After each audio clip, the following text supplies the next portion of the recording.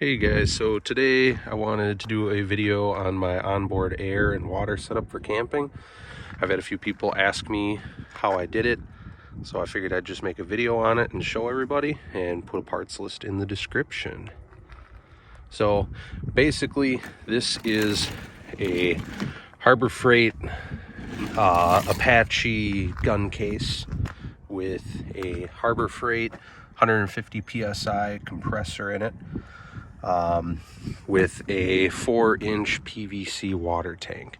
I don't have an air tank of any kind because I don't really have a need for it. But I have the pressure switch, a 90 to 120 psi running off of it. That way it doesn't just keep running to a regulator, so I can regulate the pressure that is in my tank. And I have a gauge over here to tell me what's in here because the regulator gauge bounces around a lot. So I have just a cheap 1/4-inch air hose because it's not very high flow. These are just extra supports for using the case as a workbench because I have these little key things from Menards, retractable chains, and they stretch pretty easy. I've already stretched them. I had them level, but now it's sagging a bunch. So these, if I'm going to put a little more extra weight on it. So like I said, basically compressor out to a pressure switch. These threads aren't actually NPT, but they thread just fine with 1/8 inch NPT, so I wouldn't worry about it. The pressure switch is from Amazon. Just a compression fitting I had in my shop. So this is kind of stuff that everyone's setup's going to be a little bit different. I wanted this up out of the way. I could have put it over here. Again, another compression fitting to my regulator. High flow fittings, even though I didn't need it. This is the adapter that I use for the water tank. So if I need to air up tires, I just use this and I can regulate it higher. This little pop valve is for 50 psi. That way I can't overpressurize this if the regulator goes bad, just so it doesn't turn into, you know, a PVC bomb. I have a spigot that I got on Amazon. It is like a through threaded with a nut on the other side, going to a hose quick release. Another one of these key things, not sure what you call it, but they work pretty good. I'd get a much better pressure gauge. I got literally the cheapest Menards pressure gauge for a well pump, and the glass already fell out of it and broke. It's actually sitting behind here somewhere. I gotta dig it out of there. These fittings, I don't remember exactly what they all are, but I just went and got what I needed to work to make everything fit. This valve here is just my fill. So when I originally made it, I had just a threaded plug here, and you had to get it way too tight to get it to seal for any pressure. So I literally needed tools with me to use it, and I wanted everything to be as toolless as possible. So I ended up adapting everything to this valve. I know it looks kind of funky, but it works.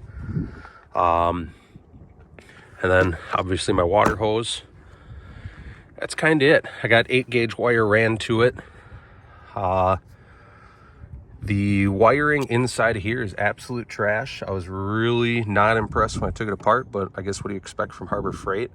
The original switch actually broke when I was messing with it inside of there. So I just bypassed it. It's still running through the original fuse. It came with a 35 amp fuse, but I put a 30 in it. I tried to run as low of a fuse as possible, but I was blowing 20s, so it runs somewhere between 20 and 30 amps.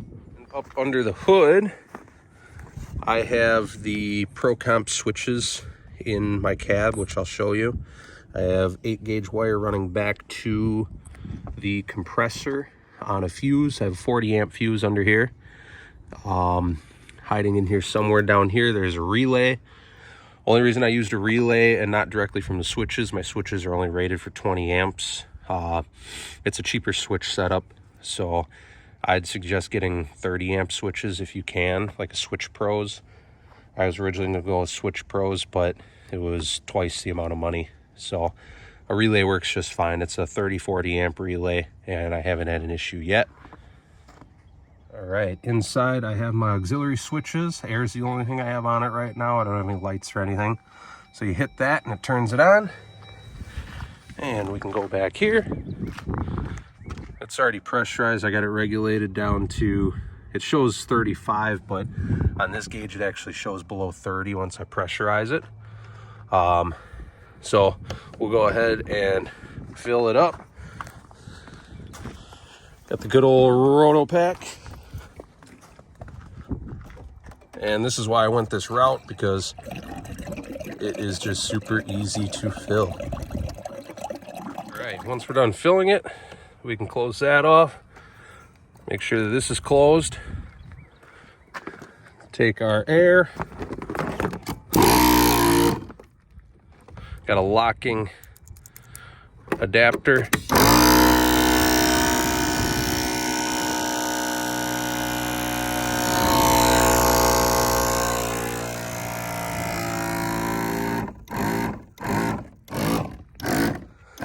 It'll bounce around and oscillate just because of the pressure switch and not having a tank.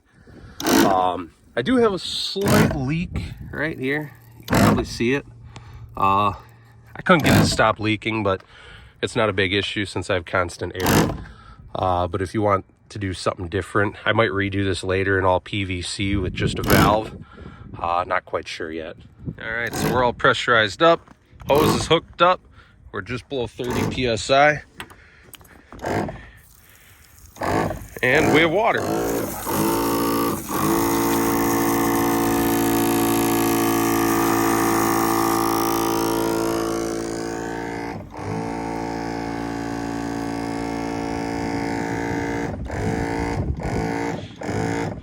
I might switch this nozzle, but it works pretty good.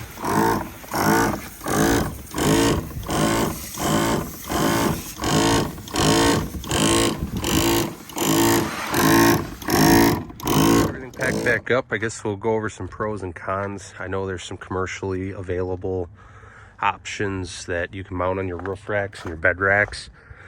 I was looking at those, but for the money, I figured I could build it, but it ended up costing about the same by the time I was done messing around.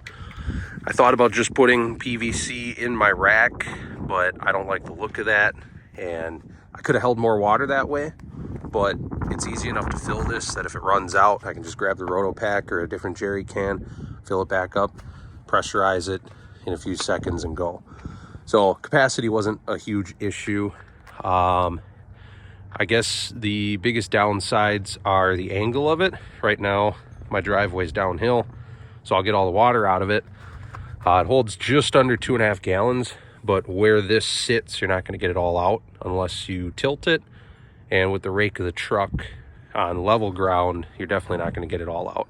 So that's something that needs to be considered, because you can't really move this while it's in here to get it all out, especially when it's freezing temperatures. So before today, it's above freezing now, so thawed out, but I did have some frozen water in here, maybe a 1/4 gallon. Another downside, this isn't Schedule 40.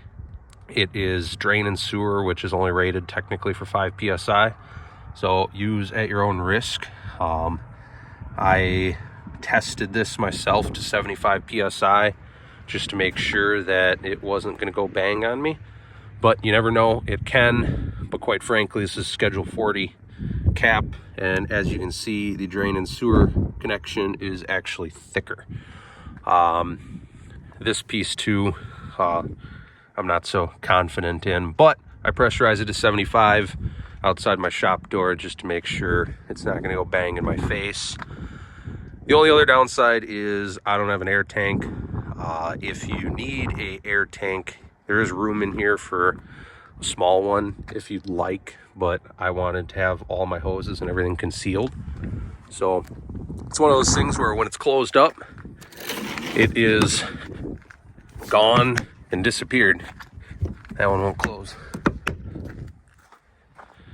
It is like it's not even there. The only thing you can see is the little spigot and the wires going into it. That's it. So long story short, if you're looking for concealed onboard air and water, you want your compressor not between your frame rails or in your engine bay, where there's no room, like on my Jeep, there's really no room for a compressor. This is a fairly good option. I mean, price-wise, I think these cases are about $170 at Harbor Freight. You can get them cheaper with a coupon, or actually I don't think they really do coupons anymore. If you're an Inside Track member, you can get it a little cheaper when they're having a sale. I think about $150. I've seen them as low as $120. The pipe, I think, is $50 for a 10-foot section. My local store didn't have any short sections, so I had to buy a whole section. Caps are a couple dollars. The little air valve, I just have a bunch of them at my shop, so I don't know, a couple dollars for one of those. A lot of small, stupid parts that add up to quite a bit of money. But at the end of the day, you have something you built that's completely concealed, that is a little more unique. I would suggest, if you can afford it, getting a better compressor than this. So far, it has impressed me for being kind of a piece of junk. But the reason I went with it is there's Harbor Freights all over the country, and if I burn it up, I can go grab a new one. The air hose, I'm gonna get something more flexible, I think, but till then, or when it pops or something that works. The only thing like I said, I might change is this. I might just do PVC, and I might be able to make it a little smaller. I'm not sure yet. I'll get the most accurate parts list in the description that I can. Biggest thing I'm probably not going to list is any of this, because you'll have to make it work for your needs, or if you use a different case, it might not fit. This was actually kind of difficult to get the angle right to fit in here and close, so I'm sure you smart people can figure out a better way to do it than I did. The only thing I do suggest, if you do anything threaded, this is a union shut off, and it allowed me to put this down rather than out or any other way. That way it's easily accessible. But yeah, thanks for watching. Hope this helped you, and yeah, leave some feedback. Thanks.